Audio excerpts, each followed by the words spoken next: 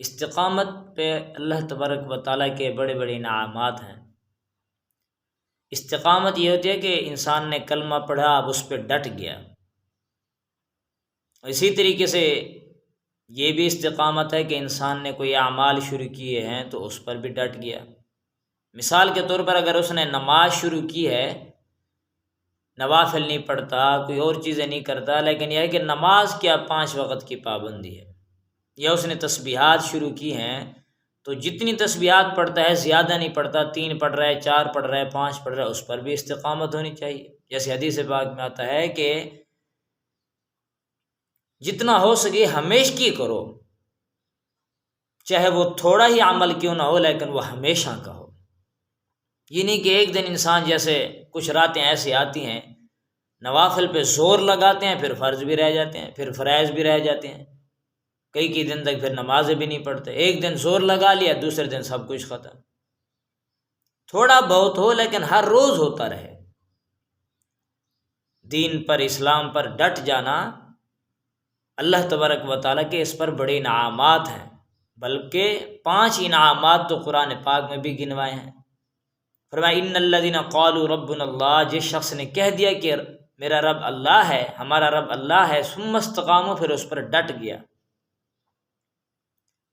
استقامت اختیار کی، تو پہلا انعام یہ ہے کہ تتنزل علیہم الملائکہ، اس پر اللہ فرماتے ہیں کہ ہم فرشتے نازل فرماتے ہیں، مدد کے لیے فرشتے آ جاتے ہیں۔ جیسے صحابہ کرام تھے، حضور صلی اللہ علیہ وسلم کی جماعت تھی، اللہ نے فرشتوں کو نازل فرمایا، جنگ کے اندر فتوحات نازل کی ہیں۔ تو یہ استقامت کے اوپر انعام ہے کہ جب وہ آئے اسلام کے اندر تو پھر اس پر ڈٹ گئے، اللہ نے پھر فرشتے نازل فرما دیے مدد کے لیے۔ آج بھی اگر ہم بھی اچھے اعمال کریں، اس پر ڈٹ جائیں، اللہ کی مدد شامل حال ہوگی، وقت کے اندر برکت ہوگی، زندگی کے اندر برکت ہوگی، کام کے اندر برکت ہوگی، گھروں کے اندر برکت ہوگی۔ تو فرمایا ایک تو فرشتے ہم نازل فرمائیں گے، دوسرا فرمایا کہ اللہ تخافوا ولا تحزنوا، نہ اس پر کوئی خوف ہوگا نہ کوئی غم ہوگا۔ جب انسان دین پہ چلتا ہے، صرف اللہ سے ڈرتا ہے، تو اسے کسی چیز کا کوئی خوف نہیں، کسی چیز کا کوئی غم نہیں ہے۔ غم ہوتا ہے جب وہ جو پیچھے گزر چکا، اور خوف ہوتا ہے آگے کا کہ آگے پتہ نہیں کیا ہوگا، ڈر رہا ہوتا ہے۔ تو نہ پیچھے کو کوئی غم ہوگا نہ آگے کا کوئی خوف ہوگا، تو دونوں چیزوں سے اللہ تبارک و تعالیٰ اس کی حفاظت فرمائیں گے، نہ کوئی غم نہ کوئی خوف۔ اور تیسرا انعام فرمایا وَأَبْشِرُوا بِالْجَنَّةِ، کہ ان کو جنت کی خوشخبری ہم دیتے ہیں۔ جو استقامت اختیار کر رہا ہے اس کے لیے جنت کے دروازے کھلے ہیں، جس دروازے سے چاہے جنت میں داخل ہو جائے، جنت کی خوشخبری ہے۔ اور فرمایا چوتھا انعام نحن اولیاؤکم فی الحیات الدنیا وفی الآخرہ، ہم ہی اس کے دوست ہوں گے دنیا کے اندر بھی آخرت کے اندر بھی۔ جس کا اللہ دوست ہو جائے پھر اس کو کوئی کچھ بگاڑ تو نہیں سکتا نا۔ جیسے فرماتے ہیں نا کہ اگر اللہ کسی کو عزت دینا چاہے، پوری دنیا کے لوگ مل کر کے اس کو ذلیل کرنا چاہے تو کوئی اس کو ذلیل نہیں کر سکتا، اور اگر اللہ کسی کو ذلیل کرنا چاہے تو پوری دنیا کے لوگ لگ جائیں اس کو عزت دینے میں تو کوئی اس کو عزت بھی نہیں دے سکتا۔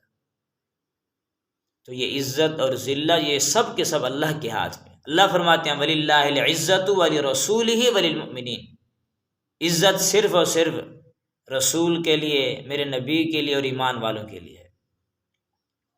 جب بندہ ایمان کے اندر آ جاتا ہے، اعمال کے اندر آ جاتا ہے، اللہ اس کو عزتوں سے نوازتے ہیں۔ قرآن میں اور جگہ بھی آتا ہے ان الذین آمنوا وعملوا الصالحات، ایمان لے آئے اور اچھے عمل کرتے رہے، سیجعل لهم الرحمن ودا، اللہ فرماتے ہیں خود بخود ہم لوگوں کے دلوں میں ان کی محبت ڈال دیں گے، لوگ بھی ان سے محبت کریں گے۔ جب اللہ کسی اپنے بندے سے محبت فرماتے ہیں تو پھر فرشتوں سے بھی کہتے ہیں فرشتوں میں بھی محبت کرتا ہوں، تم بھی اس سے محبت کرو۔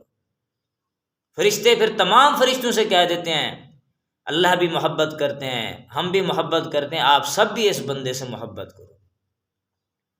اور پھر وہ محبت دنیا کے اندر اتار دی جاتی ہے، فرشتے لوگوں کے دلوں میں ڈالتے ہیں کہ اللہ بھی اس سے محبت کرتے ہیں، ہم بھی اس سے محبت کرتے ہیں، تم بھی اس سے محبت کرو۔ اس لیے اللہ والوں سے ہر بندہ محبت رکھتا ہے۔ جس کے دل میں اللہ کی محبت ہوتی ہے وہ نیک بندے سے محبت رکھتا ہے۔ تو یہ نیک اعمال کی برکات ہوتی ہیں، اللہ خود بخود لوگوں کے دلوں میں محبت پیدا فرما دیتے، تو اللہ کا ساتھ ہوتا ہے۔ فرمایا دنیا میں بھی ہم تمہارے دوست، آخرت میں بھی ہم تمہارے دوست۔ جس کا اللہ دوست بن گیا تو سمجھے وہ دنیا آخرت اس کی کامیاب ہے۔ اور پانچواں انعام فرمایا وَلَكُمْ فِيهَا مَا تَشْتَهِي أَنفُسُكُمْ وَلَكُمْ فِيهَا مَا تَدَّعُونَ، جو کچھ مانگو گے، جو کچھ چاہو گے، وہ تمہیں ملے گا جنت۔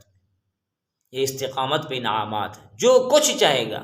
انسان آج سوچ سکتا ہے کہ میں کیا کچھ چاہنا چاہتا ہوں، مجھے کیا چاہیے، دنیا کے لحاظ سے وہ سب کچھ چاہتا ہے۔ تو اللہ تبارک و تعالیٰ جو ہے اس کو بہت بڑی بڑی چیزیں جو اس کی سوچ میں بھی نہیں آ سکتی اللہ عطا فرمائیں گے۔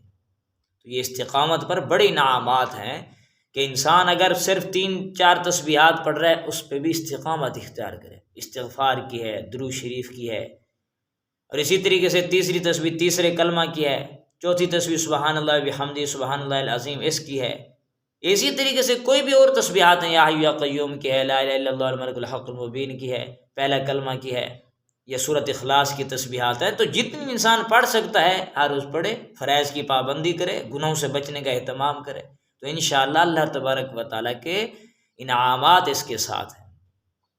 اللہ سے ہم عمل کی توفیق نصیب فرمائے۔ وآخر دعوانا الحمدللہ رب